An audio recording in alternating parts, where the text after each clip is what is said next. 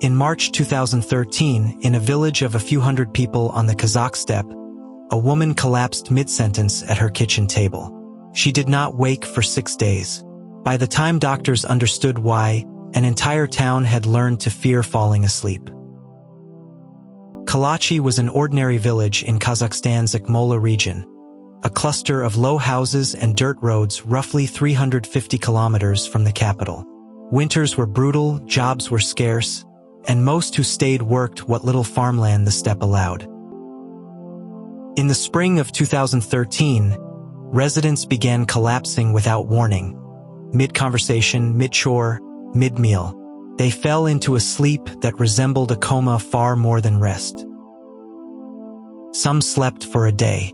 Others did not wake for 4, 5, even 6 days at a stretch, breathing steadily the entire time, as if the body had simply switched itself off. When they finally woke, most remembered nothing. The lost days simply weren't there.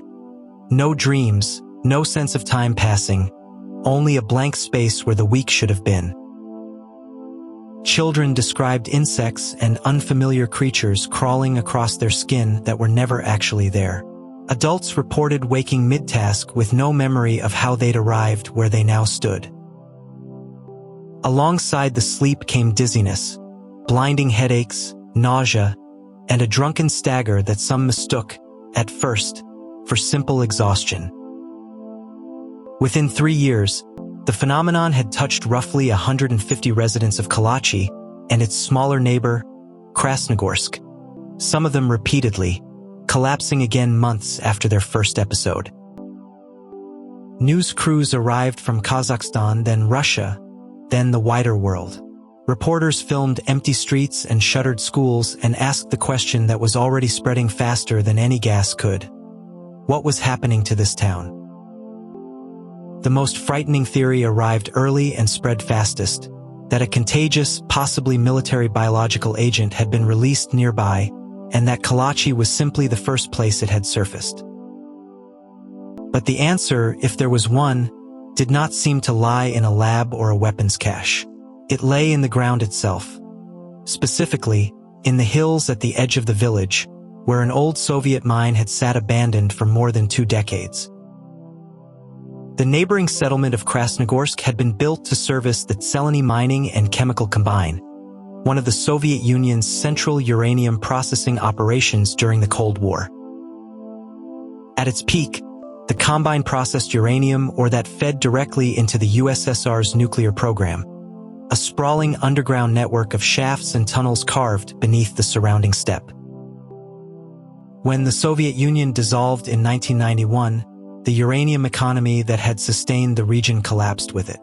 Export contracts fell through, and a private operator brought in to manage the mine abandoned the site by 1997. The mine was not carefully decommissioned. It was simply left. Shafts sealed in haste, pumps switched off, groundwater allowed to rise unchecked through kilometers of hollowed rock. Krasnogorsk and Kalachi, once linked to a state industry that had given them purpose, were left with crumbling infrastructure, disappearing jobs, and a population that shrank year after year. For 2 decades, the flooded labyrinth beneath the hills sat forgotten, until, in 2013, its presence became impossible to ignore. Longtime residents were the first to draw the connection. The sleeping sickness, they said, had started not long after water inside the old mine had risen high enough to reach the surface passages. Kazakhstan's government convened a research commission and poured resources into finding an answer. Doctors and scientists descended on a village that had, until recently, been unremarkable enough to appear on no one's map. The first and most obvious fear, a contagious illness, was ruled out quickly. The syndrome did not spread person to person, and no virus or bacteria was ever isolated from any patient. Investigators tested the water supply next, suspecting contamination. Across more than 7,000 inspected homes, they found nothing that could account for symptoms this severe or this selective. For a time, some officials floated a harder theory, that this was psychological, a form of mass hysteria fed by fear and rumor rather than any physical cause. That explanation strained against the evidence. Patients who collapsed showed measurable, consistent physiological signs, slowed breathing, depressed reflexes, the kind of markers fear alone does not produce. Stranger still, the illness did not spread evenly. Some households went untouched entirely, while others down the same street produced patient after patient, hospitalized again and again in the same deep, unresponsive sleep. A visiting Russian geochemist proposed radon gas, seeping from the old uranium works, as a possible narcotic culprit, plausible on paper, but never confirmed by the testing that followed. Year after year, more than 20,000 samples of soil, air, food, and blood were collected and analyzed, and still no single, confirmed cause emerged. Reporters began calling it simply unexplained.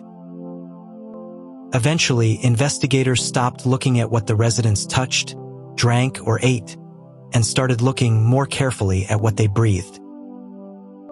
In July 2015, Kazakh officials announced what they described as an answer, drawn from the very air hanging over the village. Instruments detected elevated concentrations of carbon monoxide and other hydrocarbons, seeping upward from the flooded chambers of the old uranium mine. That gas was displacing breathable air near ground level, and under the right atmospheric conditions, it settled into the low valley where Kalachi sat, quietly lowering the oxygen residents were breathing without their knowledge. Starved of enough oxygen for long enough, the brain did not fight. It simply shut down activity in the safest way it knew how, inducing a deep, protective coma-like sleep. The effect was worst during specific weather, still, cold air that trapped the heavier gas close to the ground instead of letting it disperse, exactly the conditions the steppe delivered most winters. It was, investigators concluded, a perfect storm, a flooded, decaying mine, a valley shaped to trap what leaked from it, and weather patterns that arrived on a schedule no one had thought to track. Identifying it had taken more than 2 years because no single test, run in isolation, had ever caught the gas at the moment and concentration that mattered. Only tracking conditions over time revealed the pattern. Even so, not every scientist considered the case fully closed. The theory explained the mechanism well, but some researchers noted it never perfectly accounted for every reported symptom, including the hallucinations. Kazakhstan began relocating residents in 2015, offering resettlement to villages considered safe. Homes were emptied and, in many cases, demolished. Of the several hundred people once counted in Kalachi, only a small fraction remained by the time the relocation effort wound down. Kalachi was not unique in what it exposed.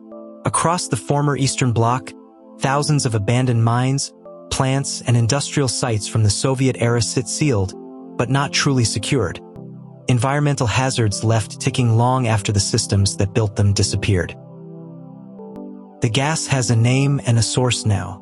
The mystery officially is solved.